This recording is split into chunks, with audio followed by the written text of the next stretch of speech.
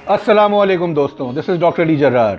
Welcome to who are we series. आज हम गुफ्तगू करेंगे कि ख़ुदगर्ज़ लोगों की शनाख्त कैसे की जाती है और इन लोगों से डील कैसे किया जाता है।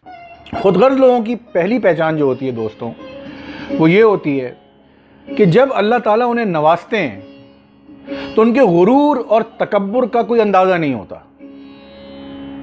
उस वक्त वो अल्लाह का शुक्र अदा नहीं करते, और जब अल्लाह ताला उनसे वो नेमतें ले लेते हैं वापस, तो उस वक्त उनके रोने का कोई हिसाब नहीं होता।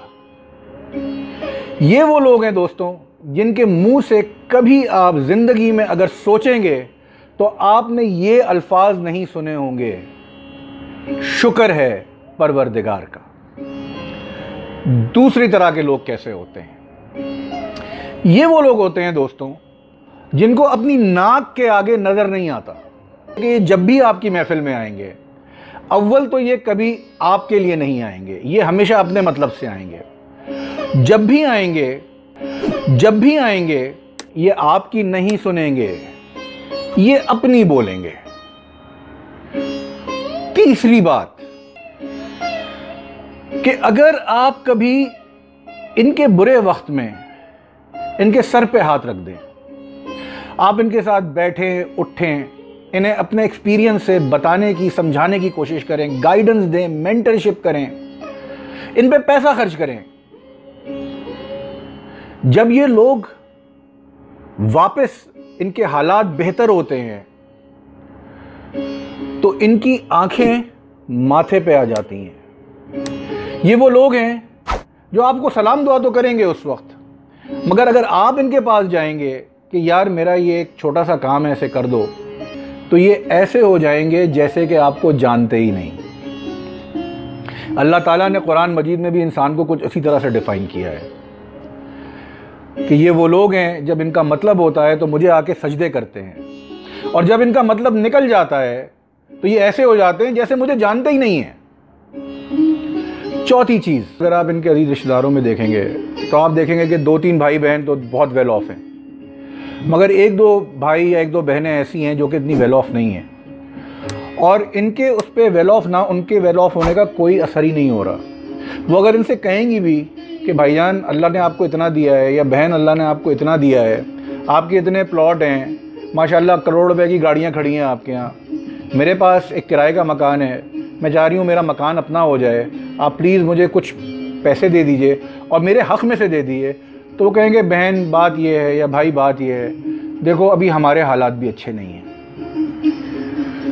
ये वो लोग हैं दोस्तों जो कि अपने भाई बहनों के नहीं हो सके, जो कि अपने अजीज़ रिश्तेदारों के नहीं हो सके, जो कि अपने यारों के, अपने अगयारों के नहीं हो सके, तो ये आपके क्या होंगे। अब हम बात करेंगे कि इनसे डील करने का क्या तरीक़ा है। देखिए, पहले इनकी बीमारी को समझें। ये लोग, इनको या तो बचपन में बिगाड़ दिया गया है प्यार मोहब्बत दे दे के, ठीक है ना, पूरा घर इनकी ज़ात के गिर्द घूमता था तो अब ये ख़ुद अपनी ज़ात के गिर्द घूमते हैं, या फिर इन्हें बचपन में इग्नोर कर दिया गया है, जिसकी वजह से इनको हर वक्त अपनी ज़ात की फ़िक्र होती है, और ये कहते हैं कि यार मुझे कोई नुकसान ना पहुंचाए, तो बस अपनी ज़ात में सिमट के रहो, किसी से कोई फ़ायदा ले सकते हो तो ले लो, अगर हमने हाय उसको कुछ दे दिया तो कहीं हमें कोई नुकसान ना हो जाए। इसके साथ साथ ये जो इनसिक्योरिटी है, इसकी वजह से इनमें बड़े मसले होते हैं। ये ऐसे क्यों होते हैं? क्योंकि इन्हें अपनी ज़ात से मोहब्बत का वायरस होता है। ये ऐसे क्यों होते हैं? इनको पैसे से मोहब्बत का वायरस होता है, जायदाद का वायरस होता है, इन्हें पावर और पोजीशन का वायरस होता है, और आपने इनसे ऐसे ही डील करना है जैसे कि आप कोरोना वायरस से डील करते हैं। पहला काम, सोशल डिस्टेंसिंग। इनका जब भी फ़ोन आएगा आपके पास अपने मतलब से आएगा, तो जब तक ये अपने मतलब से आपको फ़ोन ना करें, आप प्लीज़ इनकी तरफ देखने की भी ज़हमत गवारा मत कीजिएगा। अगर हज़रत अली करमल्लाहु वजह का ये कौल नहीं होता कि रिश्तेदारों से क़ता ताल्लुक़ मत करो, तो मैं ये कहता कि क़ता ताल्लुक़ कर लो। मेरी तो अकल पहुँच नहीं सकती कि उन्होंने ऐसा क्यों कहा है, मगर अगर कहा है तो सही कहा होगा, इसलिए मैं ये नहीं कहूँगा क़ता ताल्लुक़ कर लें, मगर जब तक ये आपका दरवाज़ा ना खटखटाएँ आपको इनके करीब भी जाने की ज़रूरत नहीं है। क्योंकि अगर आप गए तो फिर ये कोई ना कोई बोझ आपके कंधे पे डाल के आपको अपने पास से वापस भेजेंगे, जिसमें आपका वक्त ज़ाया होगा, आपका पैसा ज़ाया होगा, आपके कॉन्टैक्ट्स इस्तेमाल होंगे। पहली बात। दूसरी बात दोस्तों, आप इनको हमेशा इनको रहम की निगाह से देखें। ये लोग काबिल रहम हैं। उसकी वजह यह है कि ये अपने अंदर इतने डरे हुए लोग हैं, अपने अंदर इतने नाखुश लोग हैं कि आप तसव्वुर नहीं कर सकते। यहाँ पर मुझे इब्न इंशा का एक शेर याद आ रहा है कि दिल की नगरी बहुत निराली, ऊपर से अरमानों का मेला, अंदर से देखो तो खाली। ये अंदर से खाली लोग हैं। अगर कभी ये आपसे कोई काम कहें तो आप इन्हें ना मत कीजिएगा। आप जब भी इनका कोई काम करें आप ये सोच लें कि ये मैं अल्लाह की राह में कर रहा हूँ। मुझे उम्मीद है कि इस टॉक से आपको कुछ अब आने वाली ज़िंदगी में फ़ायदा होगा। थोड़ी सी बात मैं कर लेता हूँ।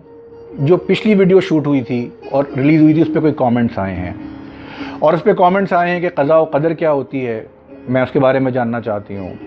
ये कमेंट्स आए हैं कि ये जो करंट सिचुएशन चल रही है कोरोना की, इस पर कोई बात करें।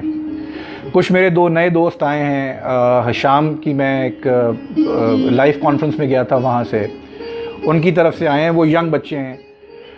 तो इन सब सवालों का जवाब मैं आने वाली वीडियोस में फ़र्दन दे दूँगा। अल्लाह ताला आपको इस दुनिया में ख़ुद गर्ज़ों से महफूज रखे। आमीन सुम्मा आमीन। अस्सलामु अलैकुम व रहमतुल्लाहि।